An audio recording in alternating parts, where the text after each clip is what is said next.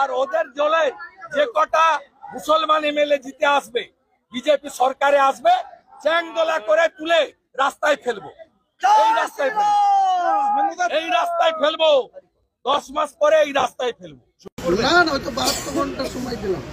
উনি কত বড় মাতব্বর। আর তারপরে যদি উনি এখানে বেশি এরকম করেন, আমি পরবর্তীকালে 72 ঘন্টা পরে যদি ক্ষমা না চাই, তাহলে আবার যা বলার বলবো। তারপরে ও মুর্শিদাবাদে কি করে ঢুকে, ও তো বিরোধী দলনেতা শুধু মেদিনীপুরের না আর কলকাতারও না, ও বিরোধী দলনেতা গোটা রাজ্যে।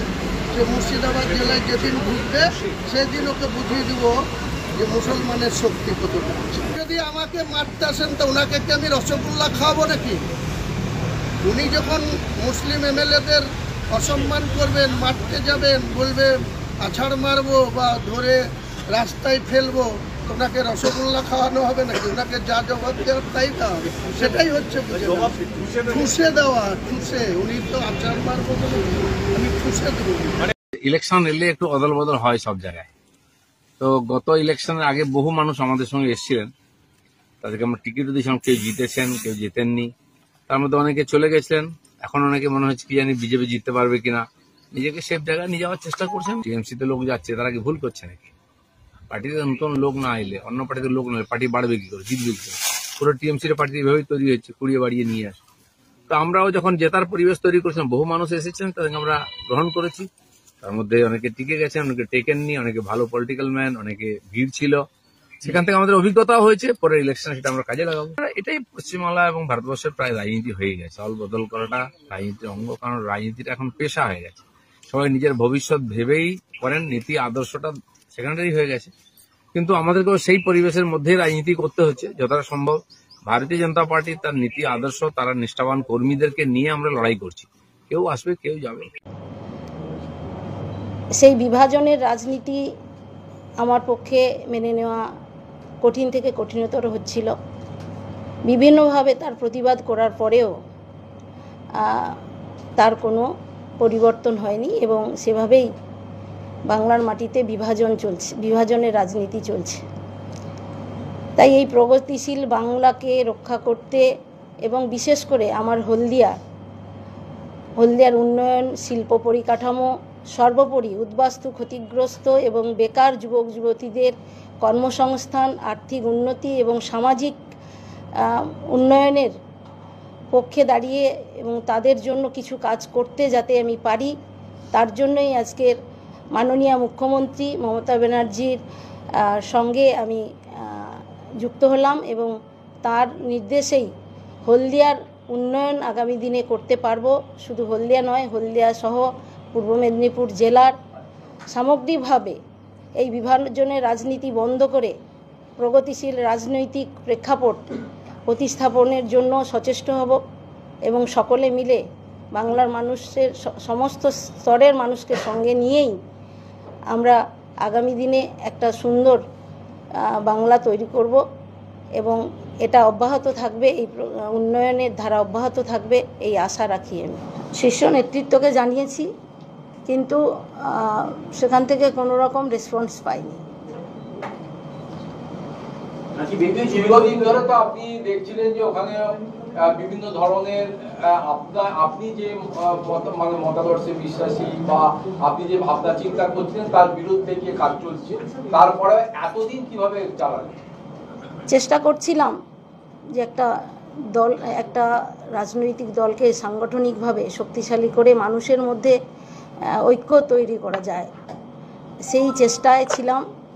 কিন্তু সেখানে আমি দেখলাম আমরা আমাদের লোকসভা বা জেলার ওপরে দাঁড়িয়ে সেটা একটা জায়গায় যাচ্ছিল, কিন্তু সেটাকেও পক্ষান্তরে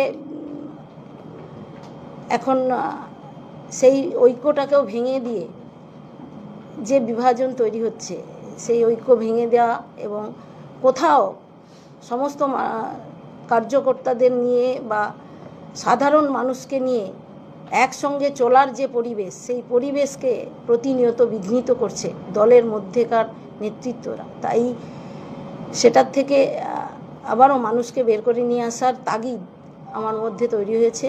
তাই আমি বিশেষ করে আমি এখনও আপনাদের কাছে বলবো, আমার হলদিয়াতে 2011 সালে যখন শুভেন্দুবাবুর নেতৃত্বে তৃণমূল দল ক্ষমতায় 2011 সাল থেকে আমি তখনও ওখানকার কাউন্সিলর ছিলাম।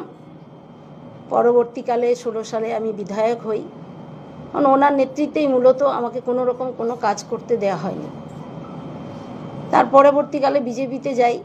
বিজেপিতে গিয়েও সেখানেও সেই কোনো কাজের মধ্যে আমি যুক্ত হতে পারিনি।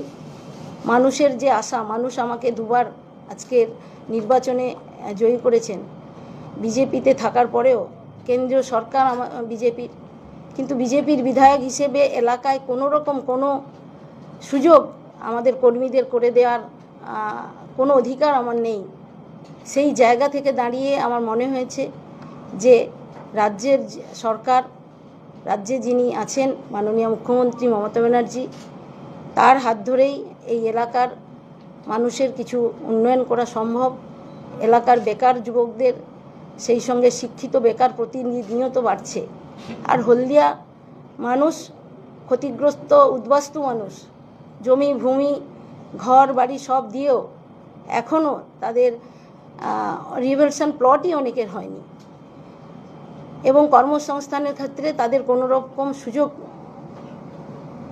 দেওয়ার ক্ষেত্রে অনেক প্রতিবন্ধকতা তৈরি হয়েছে। তাই সেই জায়গা থেকে দাঁড়িয়ে আমি বিধায়ক হিসেবে আমার এটুকু মনে হয়েছে যে দিদির সঙ্গে থাকলে, মাননীয় মুখ্যমন্ত্রীর সঙ্গে থেকে ওনার যে উন্নয়নের ধারা, তাতে যাতে হলদিয়ার উপকার হয়, হলদিয়ার মানুষের উপকার করতে পারি, সেজন্যই আমি ওনার সঙ্গে আজকের যুক্ত হলাম।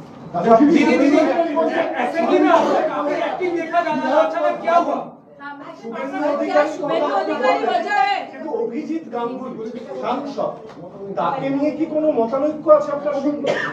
দেখুন, অভিজিৎ গাঙ্গুলিকে এমপি হিসেবে প্রার্থী করেছেন শুভেন্দুবাবু, বা পার্টি দিয়েছেন জানি না কেন।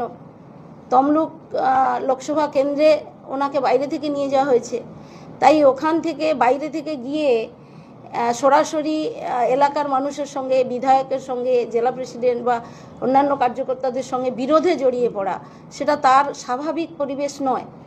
তাই তাকে ইনসিস্ট করা হয়েছে, তাকে সামনে রেখেই আমি মনে করি তার মধ্য থেকেই একটা প্রতিদ্বন্দ্বিতা তৈরি করার জায়গা এবং আমাকে কোণঠাসা করার জায়গা তৈরি করা হয়েছিল। এটাই হচ্ছে বাস্তব।